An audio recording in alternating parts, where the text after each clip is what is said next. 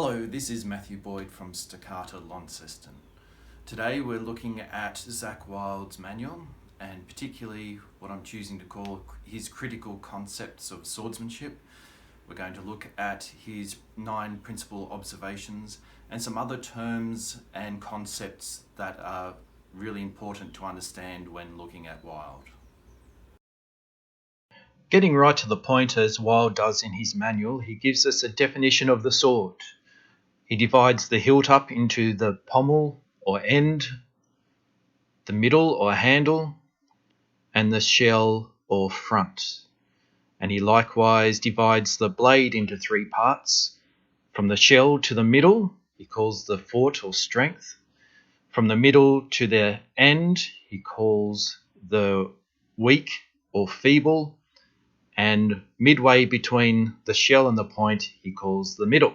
Wylde then gives us an introduction to his principles. Thus, having given the definition of a small sword, before I nominate the terms by way of caution, I shall declare to the reader 9 principal observations, which ought continually to be kept in memory, being the chief rudiments and grounds of the art mentioned, as followeth, viz., posture, place, compass, step, time, distance, patience, intention, and practice. The first principle is posture, which Wylde will describe and I'll demonstrate. He says to stand upon a true half body or edgewise, lie narrow with your leading or right foot, 2 foot or more distant from the left, being in a direct line from the middle of your left foot. Then your right and left foot will resemble a Roman I. Your hand fast gripped about the handle of your foil or rapier. Then put your thumb long ways or forward upon it, your arm quite extended from the centre of your body, and the point of your weapon being directed in a true line against your opponent's right pap. Sinking somewhat low with your body, your right knee bowing or bent over the toes of your right foot, your left knee more bent, inclining towards the toes of your left foot. Lying in this order is the posture which he calls stand your line. The medium guard is then fixed. So let's examine this posture a little more closely. It's his basis for his medium guard, that is, with your hand neutral, not turned either cart or terse, but in a medium guard, ready to react with a crosswise parry which will turn the wrist either to the in or outside. The side-on or half-body position presents a smaller target to the opponent. The toes of the right foot point at the opponent and the knee bends in the same direction. The knees and toes of the left leg are also in agreement, and this knee is more bent than the right. This creates a back-weighted stance. It's important that your knees and toes agree in this manner, and it's just good plain biomechanics. Your knees will survive much longer as a fencer if your toes and knees are always moving in the same direction. The arm is extended without any bend, and the sword points directly at the opponent's chest, along the same line as the right toes and knee. The body is held low. The low body position makes a smaller target of your upper body kill zones and also takes your low targets out of range. Compare the relative target sizes shown here in an upright body versus a low body.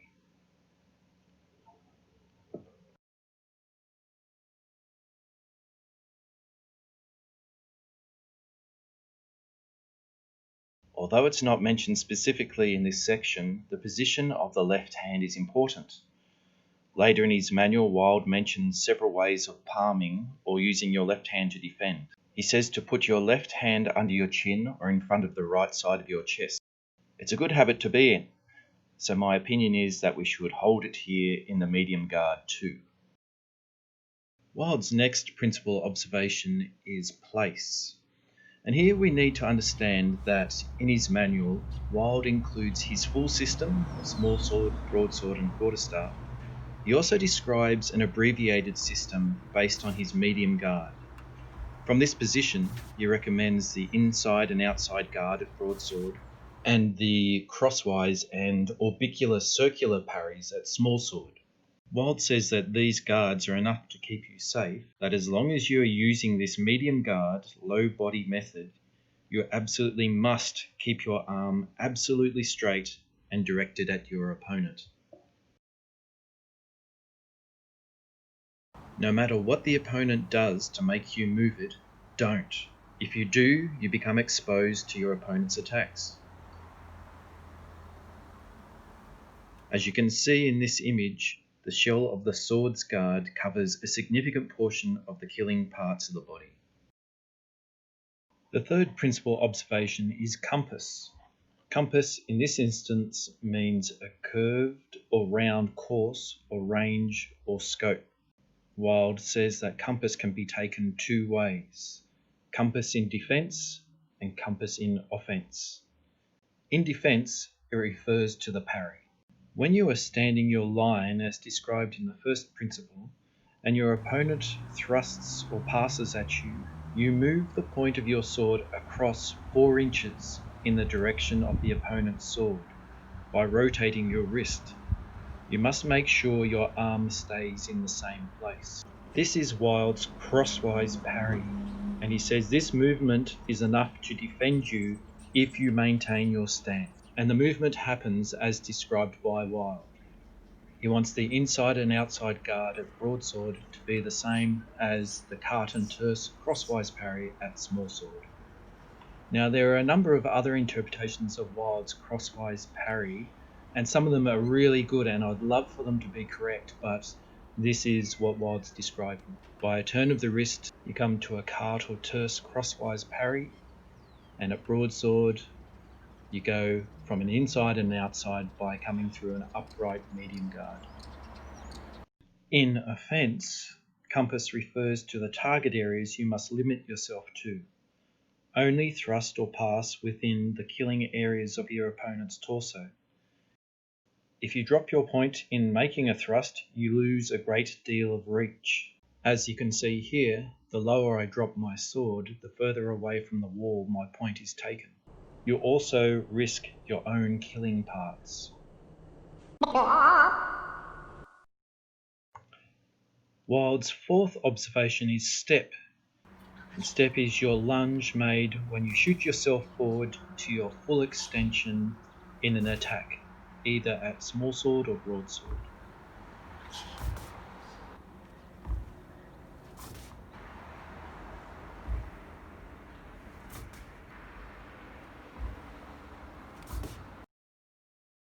Fifthly, time. Wylde comments on time in two ways. Firstly, if our opponent attacks, we must not thrust at the same time. He says if you do, you break time and hazard injury or death. He calls this a counter-tang. The other way we take time is when we see that our opponent is open in some place. We may, with a quick action, hit before the opponent can defend. This is falling within time. Also, if our opponent lowers his arm in making a feint, we may attack and fall within time.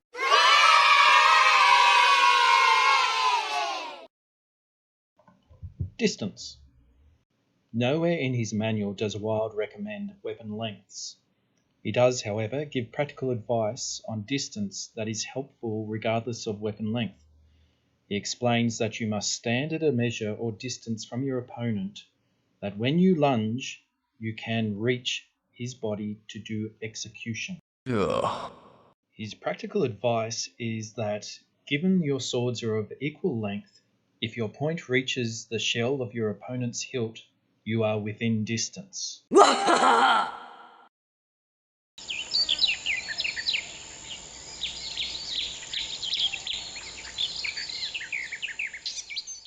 7. Patience. Wylde says, don't get the poops, don't get angry or upset. They're the absolute enemy of skill and judgment. This is fine advice, but can we train for it? I think in general that Eastern martial arts do this much better than the HEMA scene and have much to offer us. I suspect that part of this is due to many Eastern martial arts seeking to develop the whole person as a martial artist, whereas in general HEMA people just want to study the historical manuals and develop skill.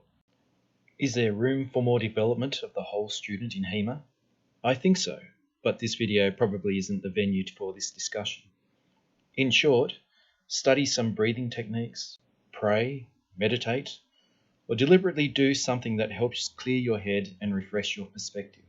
It'll help you to keep patient while you're fencing. Instructors should be on the lookout for students that have a hard time keeping calm. They can be a risk to themselves and other students. Instructors also have a responsibility to help their students improve this area of their study of defense. Intention. Wylde says that intention refers to being deliberate and decisive when you see an opponent is open in some place. Take the opportunity to attack it, or feign an attack in some place to expose a different area, then perform your intention by attacking that newly opened target. Practice. Wylde stresses that practice is the marrow and quintessence of the art. In medieval thought, the fifth and highest element was the quintessence. It permeated all matter and was required for all things to exist. Wylde's choice of this word reveals his thought that you can know and understand all the previous principles, but they won't exist in any profitable sense for you unless you practice. He says that with frequent and daily practice, you will gain much experience and skill. He says that no opportunity to practice ought to be neglected. Modern studies into skill acquisition say that you gain a skill as an instinctive action at around 40,000 repetitions. To become an expert in any given field, current thinking is that you need around 10,000 hours of study or practice, though you can become competent in about 20 hours of study.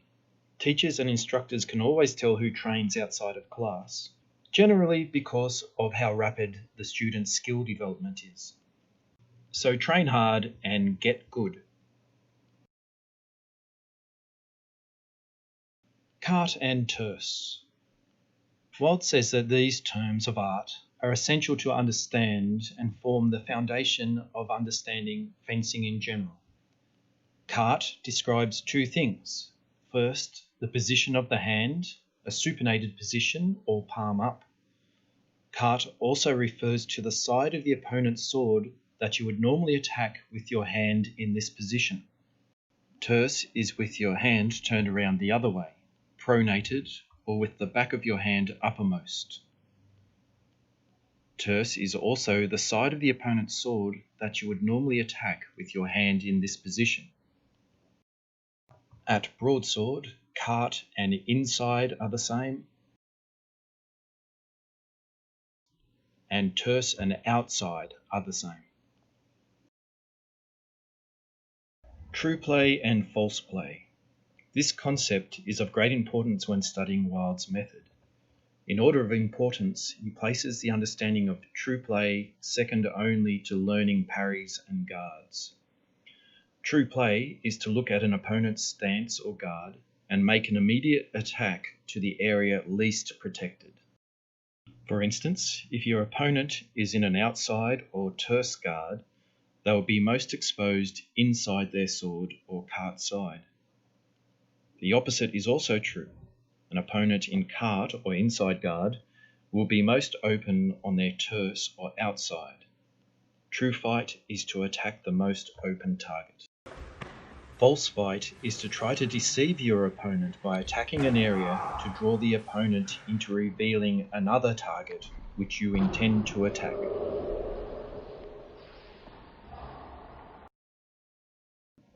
Broadsword. Interestingly, Wylde says that what all these principles we've looked at do for the small sword player, his throwing or raising the guard's drill will do the same for the broadsword player. That is, if you repeat his broadsword drill, you will understand the true grounds of broadsword and also the rudiments of falsify. This drill is not just going through the guards one after another. The true grounds of broadsword fighting are contained therein.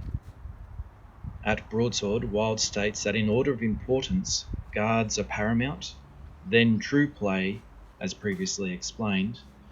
He then places the slip as the third most important aspect of broadsword play. Slipping is when you lie in your low body extended guard, and your opponent attacks, and instead of guarding, you remove the target by lifting the arm or falling back with your head and body. The opponent's movement will continue past the intended target and will leave them exposed to an immediate counterattack.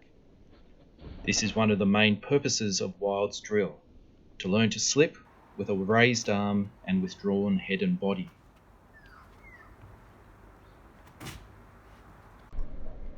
This excellent drill develops all the fundamentals of broadsword play: traversing footwork, how to step into specific guards, coordinating cuts and footwork, develops good timing both in defense and offense. It also builds up an instinct of slipping both the arm and the head and body. All this in an easy to learn and comfortable exercise that you can repeat often. There's a reason why Wylde was so proud of it and boasted of his achievement in coming up with this drill. So there we have it. Wylde's 9 principal and sundry observations to be observed at smallsword and broadsword. If I can provide any further information, please ask in the comments below. Thank you for your time.